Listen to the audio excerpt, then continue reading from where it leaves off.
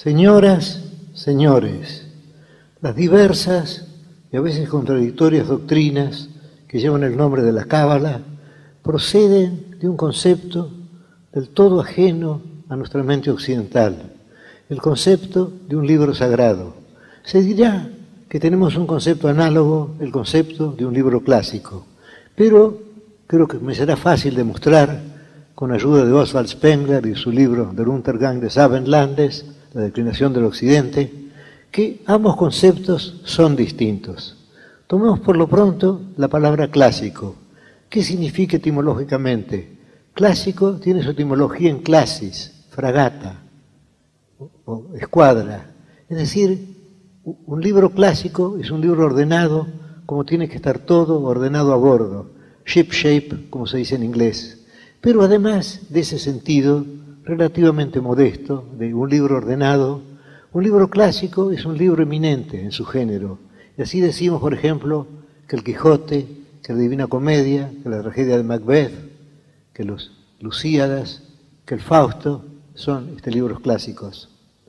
Pero, aunque el culto de esos libros ha sido llevado a un extremo, quizá excesivo, sin embargo, el concepto es distinto.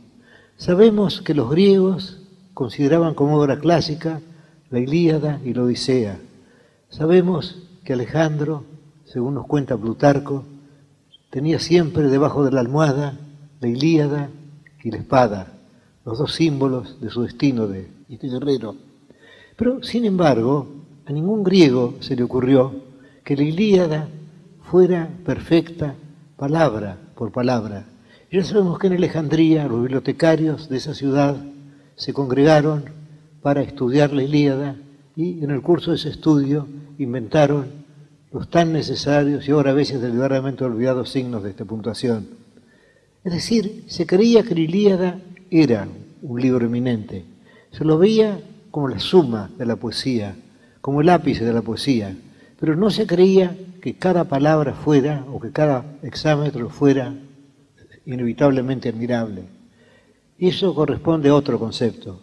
Tenemos una frase como la de Horacio, tenemos Horacio que dijo, «Quando quo bonus dormitat Homerus», a veces el buen Homero se queda dormido, y nadie diría que a veces el buen Espíritu Santo se queda dormido. Es decir, es un concepto, a pesar de la musa, el concepto de la musa era bastante vago, y algún traductor inglés ha creído que cuando Homero dice «canto musa la cólera de Aquiles», quería simplemente decir, ya en su época quería simplemente decir, un hombre iracundo, tal es mi tema, an angry man, this is my subject. No se veía el libro como admirable letra por letra, se lo veía como cambiable y se lo estudiaba históricamente, se estudiaba y se estudian ahora, por ejemplo, se estudian esas obras de un modo filológico, de un modo histórico, se las sitúa dentro de un contexto, y el concepto de un libro sagrado es totalmente distinto. Pero antes de entrar en el estudio del concepto de un libro sagrado, que es necesario para la buena inteligencia de la Cábala, antes de eso, quiero decir que en la antigüedad el concepto de un libro no era el que es ahora entre nosotros. Ahora pensamos que un libro es un instrumento para justificar, para defender, para combatir, para exponer, para historiar una doctrina. En cambio, en la antigüedad no se tenía esa idea. Se pensaba que el libro era un sucedáneo de la palabra oral. Solo se lo veía así. Y recordemos aquel pasaje de Platón, en el cual Platón dice que los libros son como las estatuas o como efigies. Parecen ser seres vivos, pero cuando se les pregunta algo, no saben contestar. Y para obviar esa dificultad, inventó el diálogo platónico en el cual se exploran todas las posibilidades de este tema. Bueno, pues bien, tenemos también aquella carta, una carta muy linda y muy curiosa, que Alejandro de Macedonia le envía, según Plutarco, a Aristóteles. Aristóteles acaba de publicar, es decir, de hacer muchas copias en Atenas de su metafísica. Y Alejandro le envía una carta censurándolo, diciendo que ahora todos podrían saber lo que antes solo sabían los elegidos, Y Aristóteles le contesta, defendiéndose, pero sin duda con sinceridad, Aristóteles le contesta, mi tratado ha sido publicado y no publicado. Es decir, no se pensaba que un libro expusiera totalmente un tema. Se pensaba que un libro tendría que ser como una suerte de guía, algo que acompañara a una enseñanza oral. Y esto ya nos vincula, esta es la doctrina de la Cábala. Se pensaba eso de los libros. Tenemos también otros testimonios contra Homero, tenemos el de Heráclito, tenemos el de Platón también, es decir, esos libros eran venerados, pero no eran libros sagrados. Ese concepto es específicamente. Podemos también referirnos a Pitágoras. Es sabido que Pitágoras no dejó una línea escrita. Se conjetura que no lo hizo para no atarse a un texto escrito. Él quería que su pensamiento siguiera viviendo después de su muerte en la mente de sus discípulos. Y de ahí viene el Magister Dixit, que siempre se emplea mal. Magister Dixit no quiere decir el maestro lo ha dicho y queda cerrada la discusión. No, era lo contrario. Un pitagórico proclamaba una doctrina que quizá no estuviera en la tradición de Pitágoras. Por ejemplo, la doctrina del tiempo cíclico. Y cuando decían eso no está en la tradición, decía Magister Dixit, el maestro lo dijo. Y así eso le permitía innovar. Y Pitágoras había probado eso. Había pensado que los libros atan, o, para decirlo con palabras de la Escritura, que la letra mata, pero el espíritu vivifica. Bueno, tenemos esos ejemplos, y ahora vayamos a lo contrario, vayamos a la idea de un sagrado, que es una idea típica del Oriente, y de la cual nos hemos apartado ahora, ya que es incompatible con nuestros hábitos mentales. Señala Spengler, en aquel capítulo de su Untergang des Abendlandes, consagrado a la cultura mágica, que el tipo de libro mágico sería el Corán. Ahora, ¿qué es el Corán? El Corán, para los ulemas, para los doctores de la ley musulmanes, no es un libro como los otros. Es un libro, esto es increíble, pero así es un libro anterior a la lengua árabe. Es decir, que no puede estudiarse históricamente o filológicamente, ya que es anterior a los árabes, es anterior a su lengua y es anterior al universo. Y ni siquiera se admite que el Corán sea una obra de Dios. No, el Corán es algo más íntimo y más misterioso. El Corán, para los musulmanes ortodoxos, es un atributo de Dios, como su ira, su misericordia o su justicia. Y en el mismo Corán se habla de un libro misterioso, la madre del libro, que es el arquetipo celestial del Corán, que está en el cielo y que veneran. Bueno, pues aquí tenemos ya la noción de un libro sagrado, del todo distinta de la noción de un libro clásico. Un libro sagrado es sagrado, y son sagradas no solo sus palabras, sino las letras con que fue escritas. Y ese concepto lo aplican los cabalistas al estudio de la escritura. Ahora, yo sospecho que el modus operandi de los cabalistas fue debido al deseo de incorporar pensamientos gnósticos a la mística judía y que buscaron ese modus operandi para justificarse con la escritura, para ser ortodoxos. En todo caso, podemos ver muy ligeramente, yo casi no tengo derecho a hablar de esto, podemos ver muy ligeramente cuál es el modus operandi o cuál fue el modus operandi de los cabalistas que empezaron aplicando su extraña ciencia en el sur de Francia, en el norte de España, en Cataluña, y luego en Italia, luego en Alemania, luego un poco en todas partes, y también llegaron a Israel, aunque no procedieron de allí, procedían más bien de los pensadores, de los heresiarcas de cátaros. Bueno, pues la idea es esta, el Pentateuco, la Torá, es un libro sagrado, y eso quiere decir que una inteligencia infinita ha condescendido a la tarea humana de redactar un libro. El Espíritu Santo ha condescendido a la literatura, lo cual es algo tan increíble como suponer que Dios condescendió a ser hombre. Pero aquí condescendió de modo más íntimo.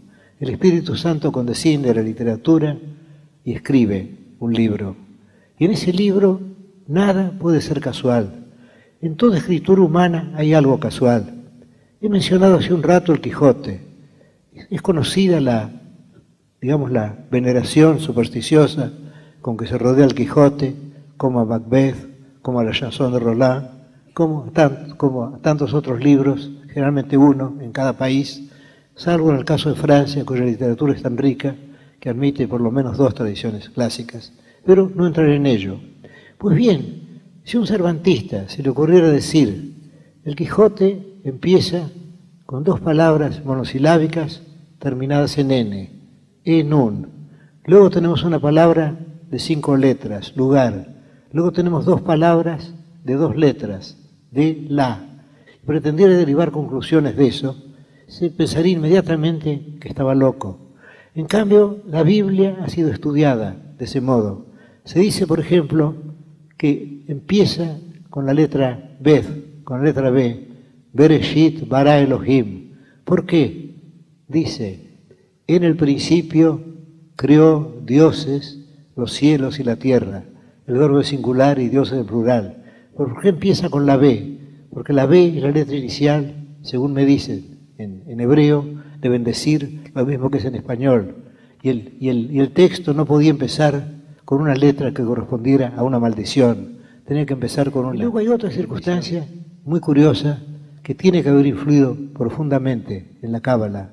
Y la circunstancia de que Dios, cuyas palabras fueron el instrumento de su obra, según dice el gran escritor español Saavedra Fajardo, Dios cree el mundo mediante palabras. Es decir, Dios dice que la luz sea y la luz fue. Y de ahí se llegó a la conclusión de que el mundo fue creado por la palabra luz, o por la entonación con que Dios dijo la palabra luz. Si hubiera dicho otra palabra con otra entonación, el resultado no habría sido la luz, habría sido otro. Y ahora llegamos a algo casi tan increíble como todo lo que yo he dicho hasta ahora, algo que tiene que chocar a nuestra mente occidental, que me choca la mía, pero que es mi deber referir. Y es esto: cuando pensamos en las palabras, pensamos históricamente que las palabras fueron en un principio sonido y que luego llegaron a ser letras. En cambio, en la Cábala, la palabra quiere decir recepción, tradición. En la Cábala se supone que las letras son anteriores, es decir, que las letras fueron los instrumentos de Dios, no las palabras significadas por las letras. Es como si se pensara que la escritura, contra toda experiencia, fue anterior a la dicción de las palabras. Entonces llegamos así a la idea de que, como no hay nada casual en la escritura, todo tiene que ser determinado. Por ejemplo, el número de las letras. Y luego se inventan equivalencias entre las letras. Se la trata así y se inventan diversas leyes para leer la escritura. Por ejemplo, se puede tomar cada letra de la escritura y ver que esa letra es inicial de otra palabra. Entonces leer la otra palabra significada así por cada una de las letras del texto. O si no, pueden formarse 2 alfabetos. Uno, digamos, de A a L y otros de M a Z, o lo que fueran las letras hebreas para eso. Y luego se considera que las letras de arriba equivalen a las de abajo. O luego se puede leer el texto para usar una palabra griega, bustrofedón, es decir, de derecha a izquierda, luego de izquierda a derecha, luego de derecha a izquierda, y luego también pueden ensayarse, puede suponerse que las letras tienen un valor numérico. Y todo esto forma con una criptografía y todo puede ser descifrado y los resultados de esa criptografía son atendibles, ya que tienen que haber sido previstos por la inteligencia de Dios, que es infinita. Y se llega así. Ahora bien, yo sospecho que la doctrina fue anterior al modus operandi. Yo sospecho que ocurre con la Cábala lo que ocurre con la filosofía de Spinoza. Es decir, que el more geométrico, el orden geométrico, fue posterior. Y creo que los cabalistas tienen que haber estado influidos por los gnósticos de Alejandría, por los gnósticos siríacos, y que tienen que haber derivado su sistema del de ellos, y que luego, para que todo ello entroncara con la tradición hebrea, buscaron ese extraño método de descifrar letras.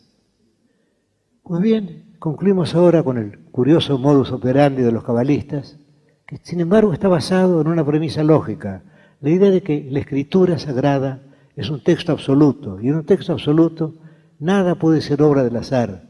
Es decir, volvamos al ejemplo del Quijote, si Cervantes hubiera sido el Espíritu Santo, entonces el hecho de empezar con un monosílabo terminado en N, en, y luego pasar a otro terminado en N también, y luego lugar 5 letras, y luego de la otra vez 4, todo eso no era casual, porque nada puede ser casual en un texto absoluto. Desde luego no hay textos absolutos, en todo caso los textos humanos no lo son. Es sabido que en la prosa se atiende más al sentido de las palabras, y en cambio en el verso se atiende más al sonido, prima uno sobre otro, pero en un texto redactado por una inteligencia infinita, en un texto redactado por el Espíritu Santo, ¿por qué suponer algún desfallecimiento? ¿Por qué suponer alguna grieta? Todo tiene que ser fatal. Y de esa fatalidad, los cabalistas, a fuerza de transponer letras, de leer oblicuamente el texto, de leerlo bustrofedón, como he dicho, de derecha a izquierda, de izquierda a derecha y luego derecha a izquierda otra vez, luego de modificar unas letras por otras y luego también de buscar el sentido simbólico de las palabras, con todo esto dedujeron ese sistema que se llama la Cábala. Y ese sistema estaba justificado, porque si la Sagrada Escritura no es una escritura infinita, entonces ¿en qué se diferencia de tantas escrituras humanas? ¿En qué difiere el libro de los jueces o el libro de los reyes de un libro de historia? ¿En qué difiere el cantar de los cantares de un poema?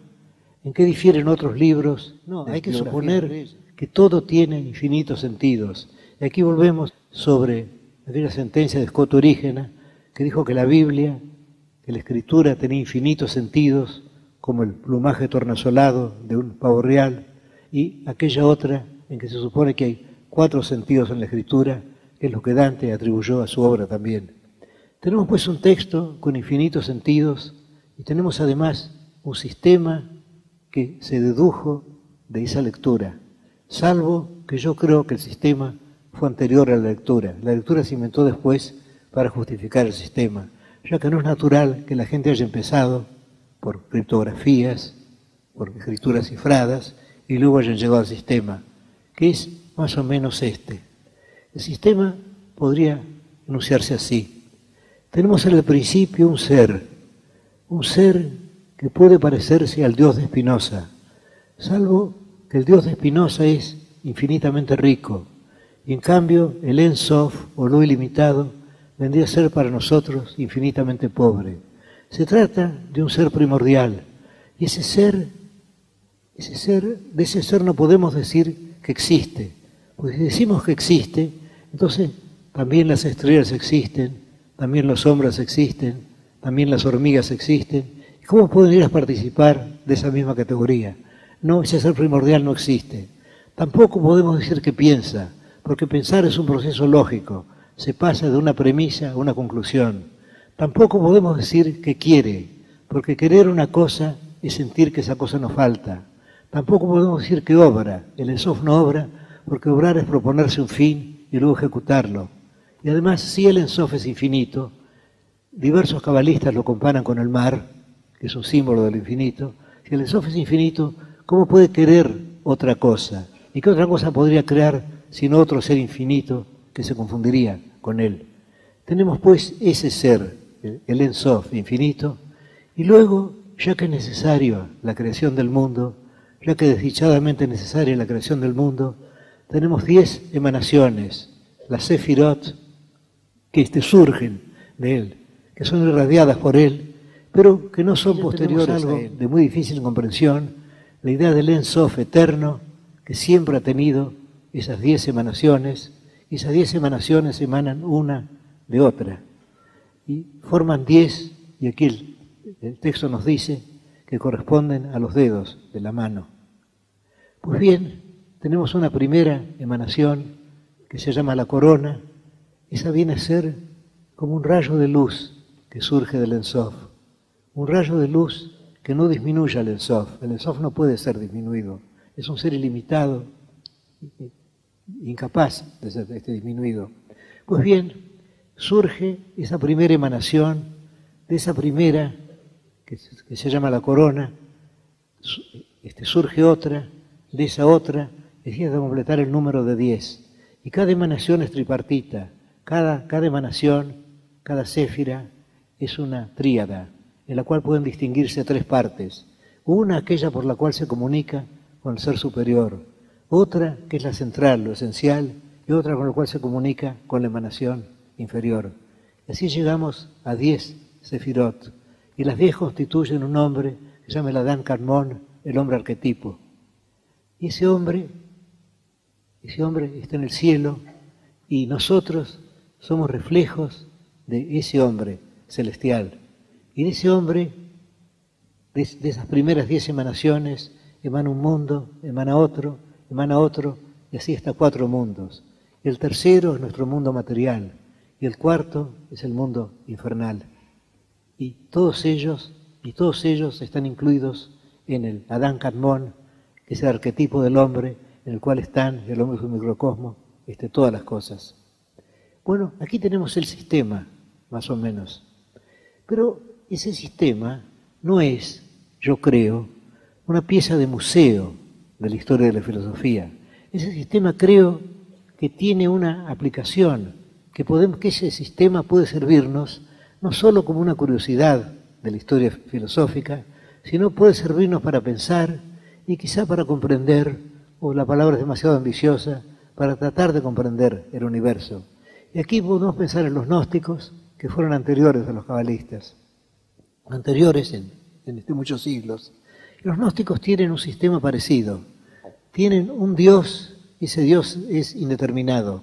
Y de ese Dios, que se llama el pleroma, esta plenitud, emana otro Dios.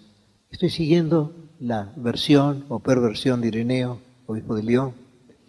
Bueno, pues de ese Dios, de esa emanación, emana otra, de esa otra, y cada una de ellas constituye un cielo.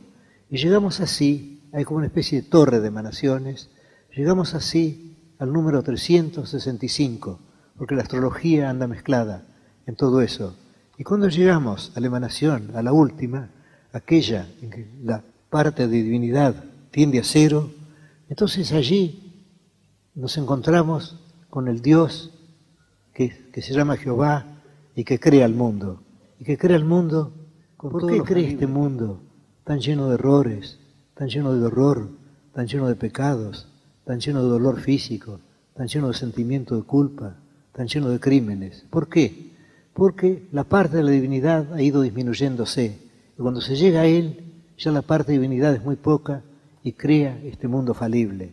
Y tenemos exactamente el mismo mecanismo en las 10 sefirot y en los 4 mundos que van creando.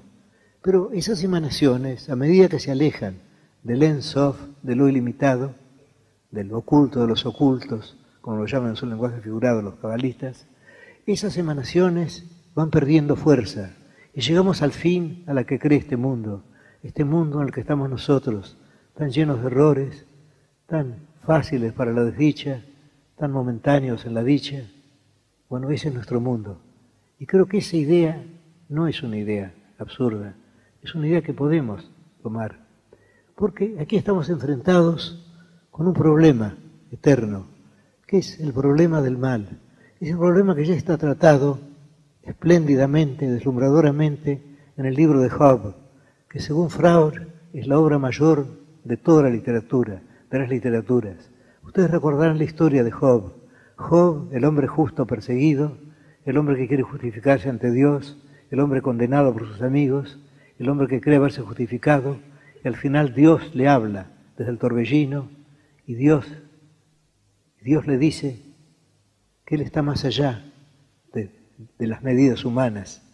Y toma 2 curiosos ejemplos, que son el elefante y la ballena. Y dice que Él los ha creado. Y debemos sentir, esto lo observó Max Brod, que el elefante y la ballena, Behemoth, cuyo nombre es plural, los animales, porque es tan grande que tiene un nombre plural, y luego Leviatán, la ballena, o puede ser el cocodrilo también, no importa, o puede no ser ninguno, pueden ser 2 monstruos. Bueno, pues Él dice que Él es tan incomprensible como esos monstruos, que Él no puede ser medido por los hombres. Y a eso llega también Spinoza. Spinoza dice que atribuir atributos humanos a Dios es como si un triángulo dijera que Dios es eminentemente, es decir, de un modo superior, triangular. Y que si nosotros decimos que Dios es justo, que Dios es misericordioso, que Dios es bueno, es tan antropomórfico como si dijéramos que Dios tiene cara, o tiene ojos, o tiene manos. Tenemos pues una divinidad superior y tenemos otras emanaciones inferiores. Emanaciones parece la palabra más inofensiva para que Dios no tenga la culpa, para que la culpa sea, como dijo Schopenhauer, no del rey, sino de los ministros. Y que esas emanaciones, y ahora veamos algunas defensas del mal que se han intentado. Tenemos la defensa clásica de los teólogos, que es decir que el mal es negativo. Decir, por ejemplo, que el mal es simplemente la ausencia del bien. Pero esto, para todo hombre sensible, es evidentemente falso. Creo que un dolor físico cualquiera, un dolor de muelas, por ejemplo, es tan vívido o más vívido que cualquier placer. Y creo que la desdicha no es simplemente la ausencia de dicha, es algo positivo. Cuando somos desdichados lo sentimos como una desdicha.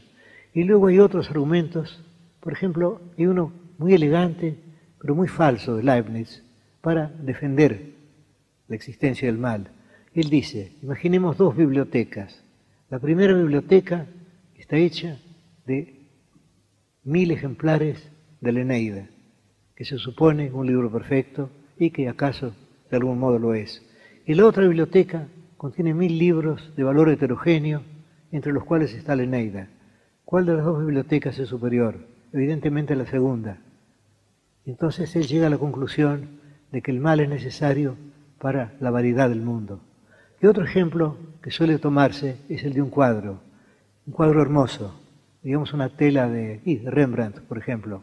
Y en esa tela hay fracciones, hay lugares oscuros, y esos lugares pueden corresponder al mal.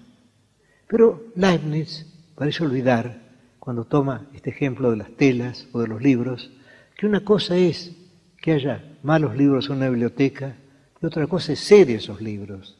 Y si nosotros somos uno de esos libros, estamos condenados al infierno. En la Cábala también el infierno corresponde al mundo inferior y luego arriba está el mundo humano y luego el mundo material. Bueno, y que una cosa es que exista un libro y que otra cosa es ser ese libro. Y no todos tienen el éxtasis, y no sé si siempre lo tuvo, de Kierkegaard, que dijo que si en el universo había una sola alma en el infierno, que si el infierno estuviera habitado por una sola alma y le tocara a él ser esa alma necesaria para que en el mundo hubiera todo, necesaria para la variedad del mundo, él cantaría desde el fondo del infierno la alabanza del Todopoderoso. Si es fácil sentirse así. No sé si después de unos minutos de infierno Kierkegaard hubiera pensado así. Pero la idea como ustedes ven, se refiere a un problema esencial, el problema de la existencia del mal, que los gnósticos y los cabalistas resuelven del mismo modo. Lo resuelven diciendo que el universo es obra de una divinidad deficiente, que el universo es obra de una divinidad en la cual la fracción de divinidad tiende a cero, es decir, de un Dios que no es el Dios, de un Dios que desciende lejanamente del Dios.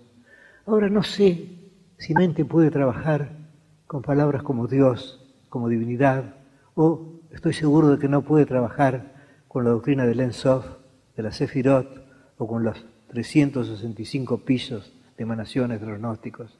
Estoy seguro de que no. Pero sin embargo podemos aceptar esta idea, podemos aceptar la idea de una divinidad deficiente, de una divinidad que tiene que hacer este mundo con material adverso. Y así llegaríamos a lo de Bernard Shaw, que dijo, God is in the making, Dios está haciéndose. Es decir, Dios es algo que no pertenece al pasado, que quizá no pertenece al presente, en la eternidad. Dios es algo que puede ser futuro. Y si nosotros somos justos, si nosotros perdonamos a nuestros enemigos, si nosotros somos magnánimos, incluso si somos inteligentes, si somos lúcidos, estaremos ayudando a construir a Dios.